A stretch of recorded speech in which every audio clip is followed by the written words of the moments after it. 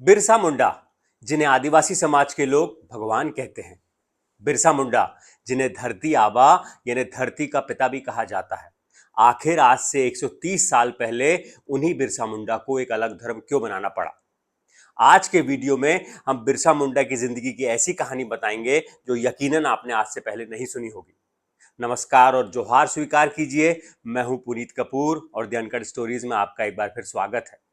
आज हम आपको बताएंगे बिरसा मुंडा के धार्मिक उलगुलान की कहानी। बिरसा की शुरू की हुई एक ऐसी धार्मिक क्रांति जो जल्द ही तमाम आदिवासियों की रगों में लहू बनकर दौड़ने लगी। बात इस पर भी करेंगे कि बिरसा मुंडा को ईसाई धर्म क्यों छोड़ना पड़ा और उसके बाद हिंदू धर्म के वैष्णव पंथ के करीब आकर फिर उससे भी उन्होंने क्यों दूरी बनाई। तो चलिए शुरू से शुरू करते हैं। सबसे पहले ब्रीफ में आपको बताते हैं, आपको पता ही होगा कि बिरसा मुंडा का जन्म साल 1875 में झारखंड के खूंटी जिलों में हुआ था। बिरसा मुंडा ने असल में ईसाई धर्म अपनाया नहीं था, बल्कि उनके जन्म के पहले ही उनके परिवार ने ईसाई धर्म अपना लिया था। इसलिए बिरसा मुंडा को जन्म से ही वो ईसाई हो गए और उनका नाम दाऊद रखा गया। कई जगह इसे डेविड भी बताया जाता है और इसी वजह से उनकी जो शुरुआती पढ़ाई है वो जर्मन मिशनरी स्कूल में हुई। अब बात बिरसा मुंडा के परिवार ने ईसाई धर्म क्यों अपनाया, इसके पीछे कई वजह थी। उस दौरान छोटा नागपुर के इलाके में ईसाई धर्म का प्रचार जोरों से चल रहा था। मुंडा आदिवासियों पर भी ईसाई प्रचारकों की बातों का असर पड़ा, क्योंकि बीते 50 सालों से अंग्रेज हुकूमत में होने वाले शोषण, अत्याचार और न्याय झेल रहे मुंडा समाज के एक तबके को ईसाई धर्म में मुक्ति का रास्ता नजर आया और इसलिए अपने अस्तित्व और अधिकारों की सुरक्षा की उम्मीद में कई लोगों ने ईसाई धर्म को अपना लिया। कुछ इतिहासकार मानते हैं कि उस दौर में आदिवासी लोगों का जीवन बहुत ज्यादा गरीबी और अभावों से भरा हुआ था और इसी का फायदा ईसाई मिशनरियों ने उठाया। वो आदिवासियों को ईसाइयत का पाठ पढ़ाने लगे। आदिवासियों को ये कहकर बरगलाया जाता था कि उनकी जो गरीबी है ये एक देवी प्रकोप है, ये एक तरीके से ईश्वर की नाराजगी है और वो ईसाई धर्म अगर मानने लगेंगे तो उनकी गरीबी दूर हो जाएगी। साथ ही आदिवासियों को बताया जाता था कि ईसाई धर्म अपनाने के बाद जो साहूकारों ने, जमींदारों ने उनकी जमीनें छीन ली हैं वो भी उन्हें वापस मिल जाएगी और इसी प्रभाव में आकर बहुत से आदिवासी लोगों ने ईसाई धर्म को अपना लिया।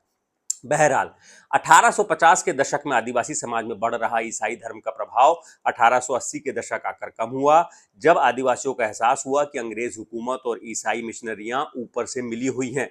और तब सरदारी आंदोलन के नेतृत्व का भी जो सरदारी आंदोलन का नेतृत्व कर रहे मुंडा और उराव जनजाति के जो सरदार थे उनका भी ईसाई मिशनरियों से मोह भंग हो गया। अब ये सरदारी आंदोलन क्या है, एक ब्रीफ में आपको बताते हैं ताकि कड़ी से कड़ी जोड़ते हुए आप पूरी कहानी समझ पाए। दरअसल 1850 के दशक में उंडा और उरांव जनजाति के जो आदिवासी हैं जो समाज के लोग हैं उन्होंने भूमि के अधिकारों और सांस्कृतिक पहचान की रक्षा के लिए एक आंदोलन खड़ा किया, जिसे सरदारी आंदोलन के नाम से जाना जाता है।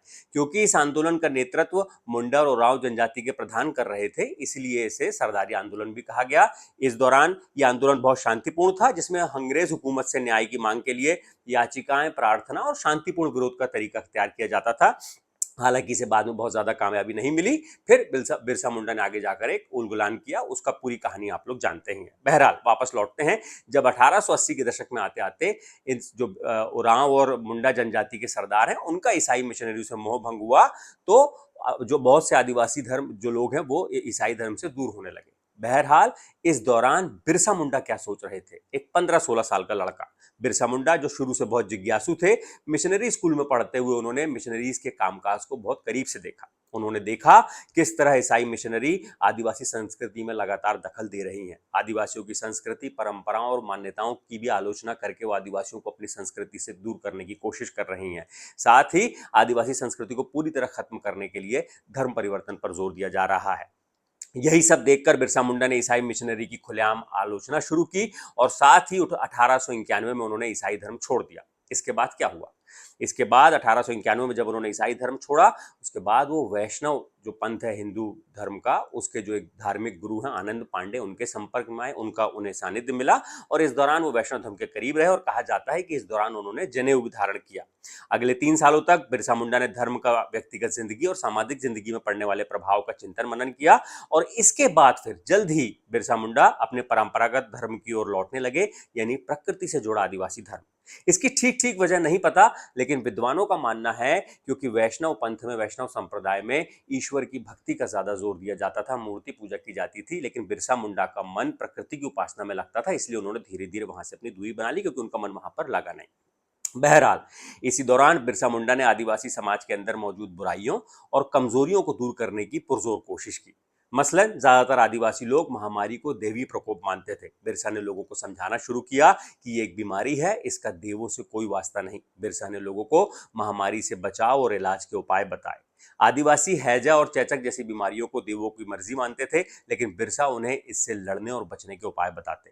आदिवासी सांप के काटने और जंगली जानवरों के द्वारा किसी इंसान का शिकार कर लिए जाने को भी ईश्वर की मर्जी मानते थे, लेकिन बिरसा मुंडा ने लोगों को जागरूक किया और लड़ने और बचने का उपाय बताया।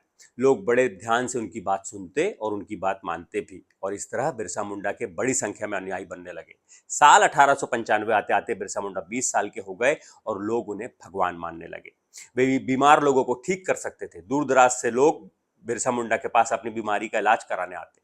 बिरसा मुंडा उनके घावों पर मरहम लगाते और उनकी बीमारी का, जो आदिवासी संस्कृति, उसकी जो जड़ी बूटी की जो परंपरा है, उससे वो इलाज करते। लोग ठीक हो जाते। धीरे धीरे बिरसा मुंडा ने लोगों को उपदेश देना शुरू किया, गांव गांव घूमकर आदिवासी लोगों को जागरूक किया।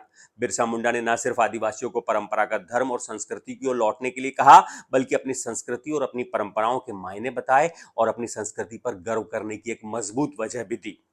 और इसी दौरान उन्होंने बिरसाई धर्म की स्थापना की साल 1895 में, जब बिरसा मुंडा सिर्फ 20 साल के थे। और देखते ही देखते हजारों आदिवासी बिरसाई धर्म से जुड़ने लगे। बिरसा मुंडा ने आदिवासियों को प्रकृति से जोड़ा और प्रकृति की पूजा का संदेश दिया। बिरसा मुंडा ने अलग आदिवासी धर्म इसलिए बनाया ताकि आदिवासी समाज अपनी संस्कृति और परंपराओं से जुड़ा रहे, साथ ही साथ अंधविश्वासों और दूसरी वैसी परंपराओं से दूर रहे जिसमें बीमारियों को, महामारी को, प्रकृति को देवी प्रकोप माना जाता था। आदिवासी लोग इस पर विश्वास करना बंद कर दें। जो गलत परंपराएं थी, जो अंधविश्वास से जुड़ी परंपराएं थी, आदिवासी समाज के लोग उससे दूर हों और प्रकृति की ओर जुड़े। इसीलिए उन्होंने अपना एक अलग बिरसाई धर्म शुरू किया। और सोचिए, ये सब जब तब हो रहा था, तब बिरसा मुंडा की उम्र महज 20 साल थी।